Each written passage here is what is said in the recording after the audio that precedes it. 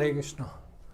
तो आज हम लोग बात करने जा रहे हैं ओरिजिन के फाइनल कंक्लूजन के बारे में कि सार क्या हुआ।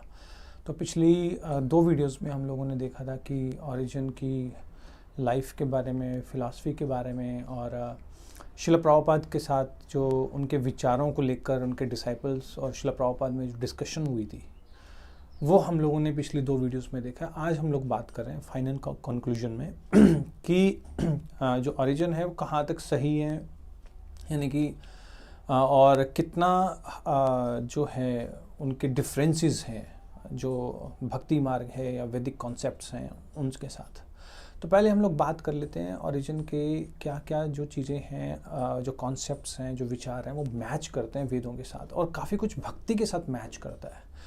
जैसे उन्होंने कहा कि भगवान एक व्यक्ति हैं और हमें उनके साथ संबंध स्थापित करना है, और भगवान जो है इनफाइनाइट है यानी कि अनंत है, जबकि जो ग्रीक फिलासफर्स हुए हैं वो मायावादी थे या इम्पर्सनल से निराकारवादी थे। उनसे बिल्कुल जो ओरिजिन है उनका कॉन्सेप्ट बिल्कुल डिफरेंट है। वो भगवान को एक व्यक्ति के रूप में एक्सेप्ट करते हैं और कहते हैं कि हमें उनके साथ अपना संबंध स्थापित करना है और हर व्यक्ति का एक अपना भगवान के साथ संबंध है।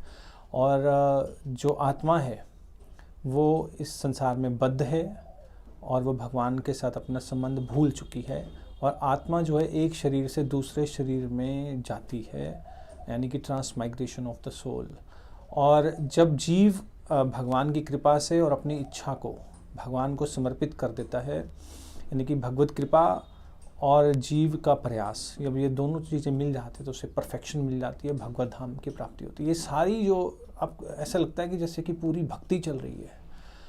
और वेदों में जो कॉन्सेप्ट्स हैं या भगवद गीता में जो कॉन्सेप्ट्स हैं, सेम कॉन्सेप्ट्स जो हैं ओरिजिन वही बताना चाह रहे हैं। विशेष रूप से मतलब क्रिश्चियनिटी में शुद्ध भक्ति जो है लाने वाले अगर कोई हैं तो वो हैं ओरिजिन है।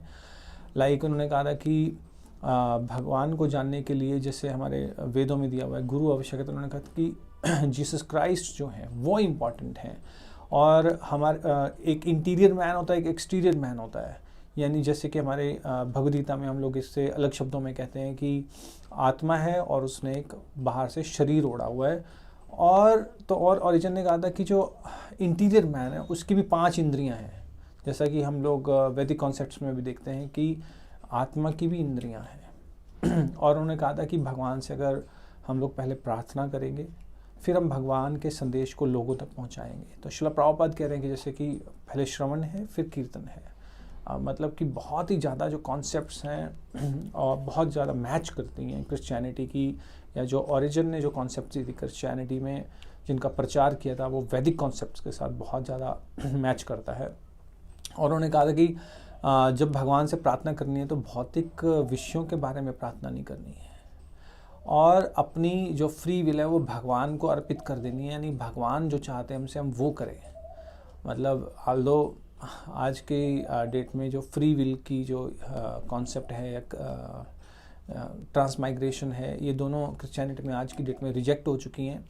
और ट्रिनिटी का कॉन्सेप्ट जो है उन्होंने कहा था एक भगवान है, होली स्पिरिट है और सन है। और जो सन है यानी उन्होंने इस संसार की रचना की है आत्मा के लिए। और इसी तरह हमारे वैदिक कॉन्सेप्ट में है भगवान है, ब्रह्मा जी हैं, सन ऑफ गॉड, उन्होंने इस संसार की रचना की है। होली स्पिरिट है यानी कि परमात्मा है। और थोड़ा सा जो डिफरेंस है ओरिजिन और वैदिक कॉन्सेप्ट में वो यहाँ आता है, जो शिला प्रभुपाद ने पॉइंट आउट किया कि जो ओरिजिन है वो कह रहे थे कि जो आत्मा है उसे बनाया गया है, लेकिन शिला प्रभुपाद कह रहे हैं आत्मा को बनाया नहीं गया, आत्मा हमेशा से ही अस्तित्व में रहती है। जैसा कि भगवद गीता में भगवान भी कह रहे हैं ना त्वेवाहम जातु नासम ना त्वम नेमे जनाधिपा, कि हमेशा से एग्जिस्ट करती है। और एक और डिफरेंस था छोटा सा कि जैसे ओरिजिन ने कहा था कि जितने भी स्क्रिप्चर्स हैं उनके लिटरल मीनिंग हैं और साथ में इनके स्पिरिचुअल मीनिंग भी हैं। और शिला प्रभुपाद कह रहे कि ज़रूरी नहीं है, लिटरल मीनिंग भी हो सकते हैं, लेकिन शास्त्रों को समझने के लिए जो है वो गुरु आवश्यक है। एक सेल्फ रियलाइज्ड जो व्यक्ति है उसके माध्यम से ही हम लोग शास्त्रों को सही दृष्टिकोण से समझ सकते हैं। तो ये थे ओरिजिन के बारे में।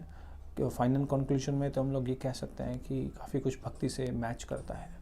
Thank you. Hare Krishna. Srila Prabhupada.